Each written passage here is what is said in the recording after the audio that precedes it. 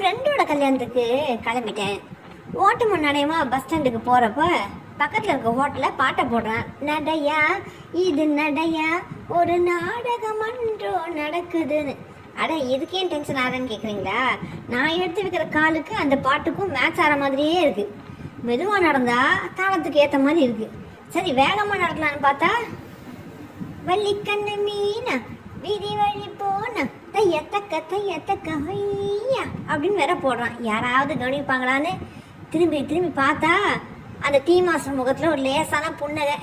அந்த டீக்கார பையன் வாலு பல்ல கட்டிட்டு நிற்கிறான். என்னோட டிக்னிட்டி விடக்கூடாதுன்னு சமாளித்து ஒரு வழியாக பஸ் ஸ்டாண்டுக்கு வந்துட்டேன்.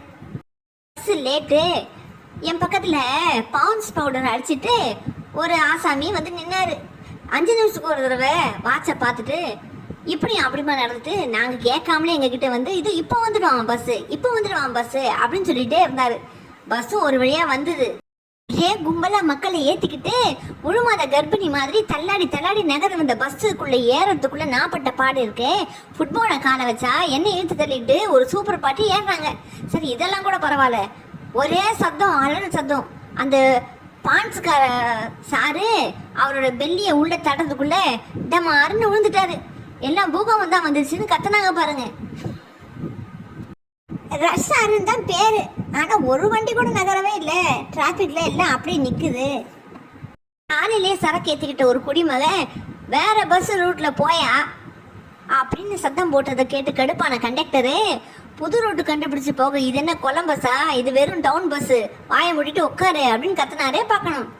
டென்ஷனை குறைக்க டிரைவரை பாட்டு போட்டு விட்டுட்டாரு. அந்த பாட்டுக்கு ஒரு பூமர் அங்கிளே ஆட ஆரம்பிச்சிட்டாரு. அண்ணாத்த ஆடுறார் ஒத்திக்கோ தென்னாட்டு வேங்கதா ஒத்துக்கோன்னு. எப்படியோ எல்லாத்தையும் சகிச்சுக்கிட்டு சிரிச்சுக்கிட்டு என்னோட ஸ்டாப் வரும்போது காலை கீழே வைக்கலான்னு வச்சா போலாம் ரைட் அப்படின்னாரு கண்டக்டர்.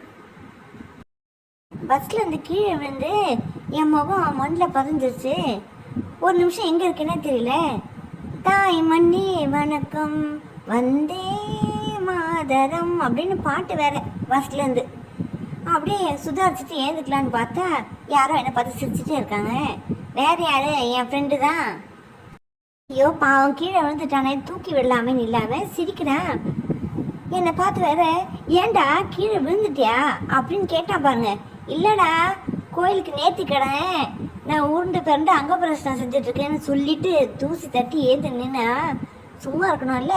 என்கிட்ட வந்து தப்பா நினச்சிக்காதடா, உனக்கு நேரமே சரியில்லை, எதுக்கும் ஒரு கிளி ஜோசினை பார்த்துட்டு போ அப்படின்னு சொல்லிட்டு கூட்டத்தில் மறைஞ்சிட்டான். அப்புறம் என்ன, மனசுக்கும் மூளைக்கு இருக்க போராட்டத்தில் மனசு தான் ஜெயிச்சது. சரி அந்த ஓரமாக இருக்கான்னு இந்த கிளி ஜோசினை பார்த்து ஏதாவது 2 வார்த்தை கேட்டுட்டு போகலாம், கல்யாணத்துக்கு போகிற இன்னும் டைம் இருக்குன்னு போனேன். தேங்கி நின்று என்னை பார்த்து உட்காரு அப்படின்னு சொல்லிட்டு என்னை பற்றி ஆத்தா மீனாட்சி வாமா அப்படின்னு மாயா ஸ்டைலில் கூப்பிடுற மாதிரி கூப்பிட்றான்.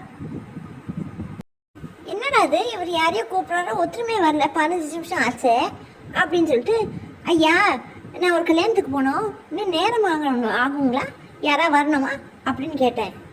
பேசக்கூடாது அப்படின்னு அவர் கூண்டை பார்க்குறாரு. அப்போ தான் தெரியும் கூண்டை திறக்கவே இல்லைன்னு.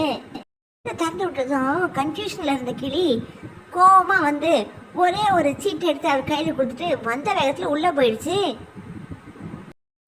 உள்ளே போன கிளியை பார்த்து திரும்பவும் அவரு மீனாட்சி வாமா அப்படின்னு கூப்பிட்டாரு. அந்த கிளி வரவே இல்லைங்க. எப்படி வரும், அதுக்கு இயற்கை உபாதைங்க, அதை அட்டன் பண்ண போயிருக்கு. எனக்கு சிரிச்சிட்டேன்.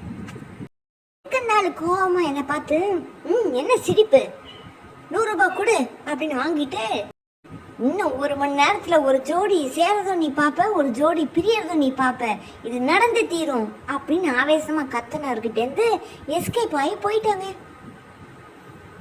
என்ன ஜோசியம் பறிச்சுதான்னு கேட்குறீங்களா? கல்யாண மண்டபத்தில் ஒரு ஜோடி கல்யாணத்தில் இணையறதும் பார்த்தேன். கல்யாண மண்டபத்துக்கு வெளியில் வெட்டிருந்த என்னோட ஜோடி செருப்பு பிரியறதும் பார்த்துங்க.